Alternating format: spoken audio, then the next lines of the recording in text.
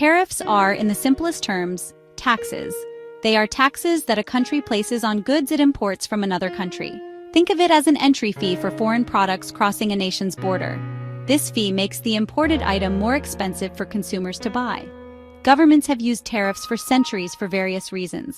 Sometimes the goal is to raise money for the government's treasury. Other times it is to protect a country's own industries from foreign competition. By making a foreign car more expensive, a government hopes its citizens will buy domestic instead. By making a foreign piece of steel more expensive, the same. This is a core concept in international trade and economics. The reason these taxes matter so much is because they can fundamentally alter the flow of global commerce. They can change the decisions made by giant corporations. They can change the decisions made by small business owners.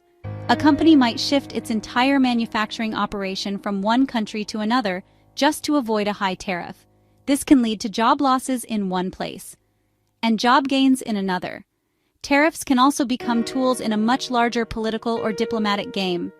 A country might impose tariffs not just for economic reasons, but to pressure another nation on a completely different issue. They are a powerful lever that, when pulled, can have far-reaching and often unpredictable consequences. The recent trade friction between the United States and India did not emerge from a vacuum. It began simmering over several years. A key moment came in 2018. The Trump administration launched a broad review of trade relationships globally. Tariffs were imposed on steel and aluminum from many countries, including India. The stated reason: national security. The U.S. argued a strong domestic steel and aluminum industry was vital for defense. This set the stage for a larger confrontation. India was not pleased with the new American tariffs. For years, India enjoyed trade benefits under the Generalized System of Preferences, GSP. GSP let developing countries export many products to the U.S. tariff-free. It was a cornerstone promoting India's growth. In 2019, the situation escalated. The U.S. terminated India's GSP beneficiary status.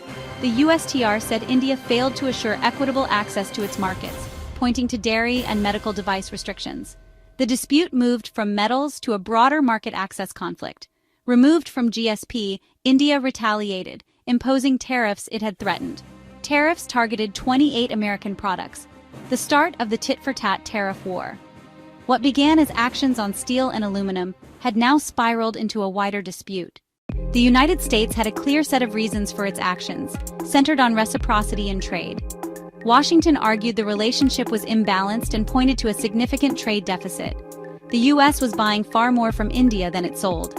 The administration believed this was partly due to India's high tariffs and protectionist policies. American companies faced hurdles selling medical stents and other medical products. American agricultural goods also faced barriers in India. The U.S. imposed tariffs and revoked GSP to pressure India to lower barriers. The aim was to level the playing field and increase U.S. exports to India. It fit a broader strategy to rebalance perceived unfair trade ties. India called the U.S. move unilateral aggression. New Delhi argued its tariffs matched peers and defended protecting domestic industries and farmers. Removal from GSP hurt small and medium Indian businesses. India's retaliatory tariffs were pitched as defensive and proportionate. Targeted U.S. products were chosen to send a message. India targeted apples and almonds to pressure key American states. These choices were also political, aimed at influential constituencies. India acted from economic self-preservation and national pride.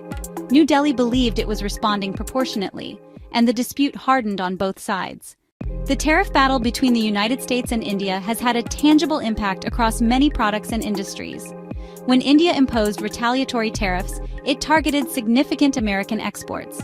These measures hit both agricultural and industrial sectors. American apple growers in states like Washington suddenly found their apples much more expensive in India.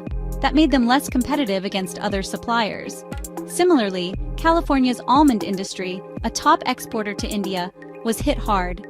Tariffs pushed prices up for Indian buyers, driving them to seek alternatives or buy less.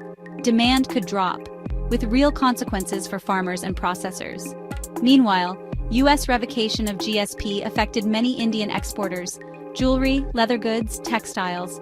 Small and medium businesses suddenly faced higher costs entering the U.S. market.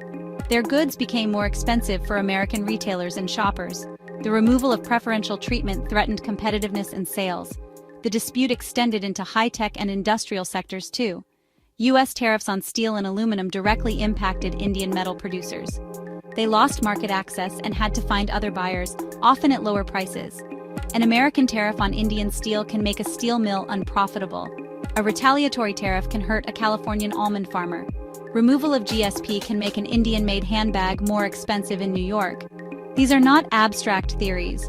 They are real-world consequences for businesses, workers, and communities.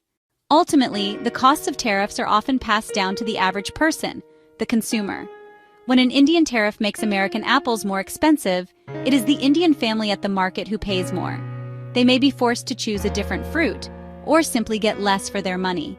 While a single price increase might be small, the cumulative effect across many products can strain household budgets.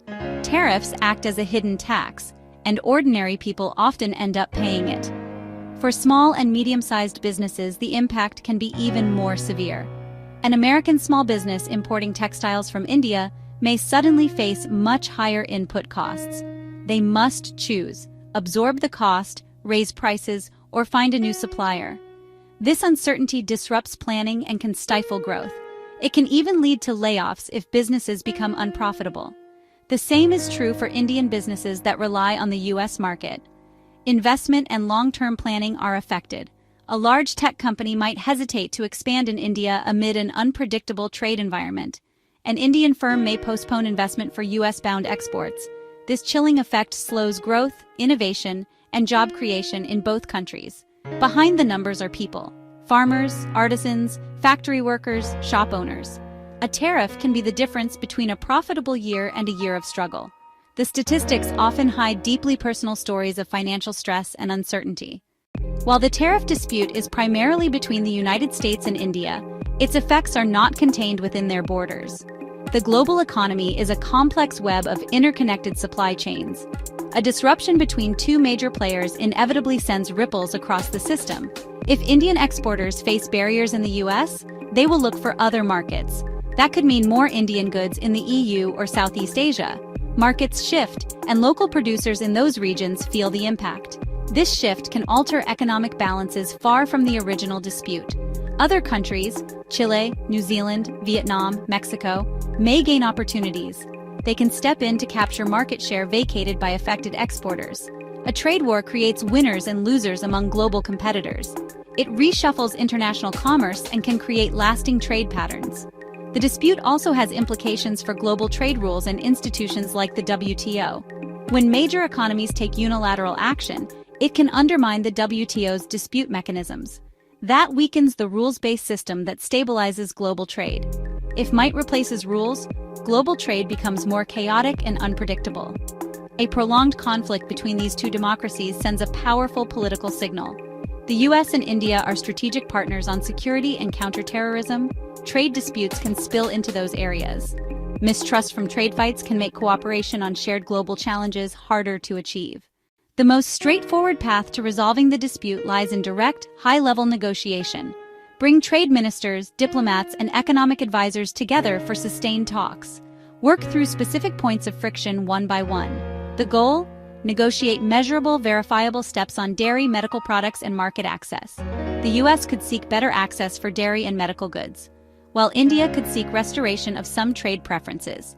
A successful negotiation might yield a mini-deal or a comprehensive package where both sides concede.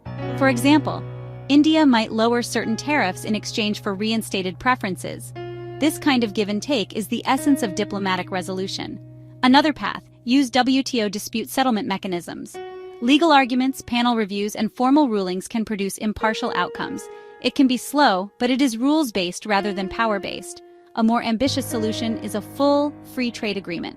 Complex, but transformative.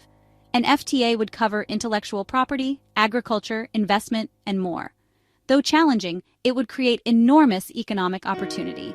Resolution requires political will at the highest levels in Washington and New Delhi.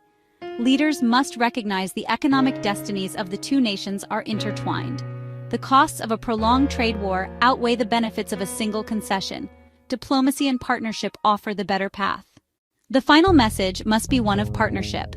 In an increasingly complex world, fair and open global trade is an economic imperative. It is also a foundation for peace and stability. A stable trading relationship supports growth and shared progress. When nations cooperate, investments in infrastructure, technology, and education follow. Finding a solution is a test of statesmanship for both democracies. If they choose dialogue over confrontation, both countries and the world will benefit. A fairer, more prosperous relationship is possible. This is not merely trade policy, it is the future of cooperation between two great democracies. The choice is partnership or prolonged pain. The stakes are high, but the path forward is clear. Negotiate, compromise, and build durable ties. This is the tariff war that could change the world, and the world is watching. If you found this useful, like, subscribe, and check the timestamps in the description to revisit each chapter. Sources and music listed in the description. Thank you for watching.